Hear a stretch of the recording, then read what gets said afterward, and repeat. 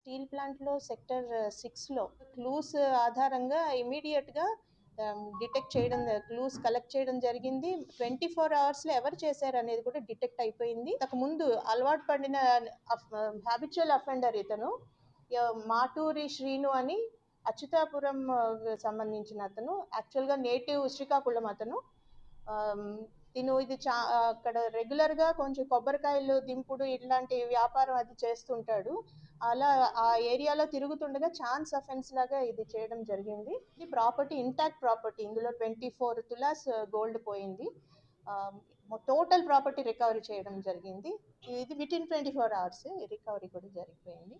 So నేను south crime CI గారిని and his టీమ్ని, అలాగే సిసిఎస్ ఇన్స్పెక్టర్ గారు రామారావు గారు 21లో 2021లో అచ్యుతాపురంలో ఒక హెచ్బి చేశాడండి ఇతను.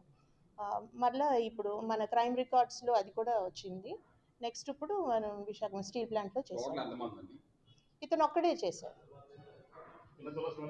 24 తులాస్ అండి గోల్డ్. ఇప్పుడు ఏంటంటే చాలా ఎక్కువ హ్యూజ్, ఇప్పుడు చూస్తే 24 తులాస్ ఇంట్లోనే పెట్టుకున్నారు.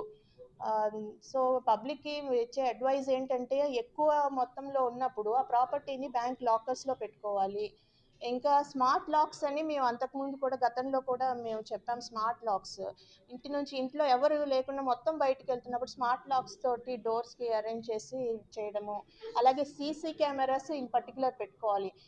ఇందులో లక్కీగా మనకి ఆపోజిట్ హౌస్లో కెమెరాస్ అవన్నీ ఉన్నాయి. బట్ ఆ విసినిటీలో తక్కువ కెమెరాస్ ఉన్నాయి. ఆ కెమెరాస్ అవి పెట్టుకోవాలండి, ఎక్కువ కెమెరాస్ పెట్టుకోవాలి. అండ్ ఎప్పుడైనా బయటకు వెళ్ళేటప్పుడు పోలీసుకు కూడా ఇన్ఫామ్ చేయాలి. ఎల్హెచ్ఎంఎస్ అని మా యాప్ ఉంది. ఎక్కువ టైం బయటకు వెళ్ళేటప్పుడు పోలీసుకు కూడా ఇన్ఫామ్ చేయడం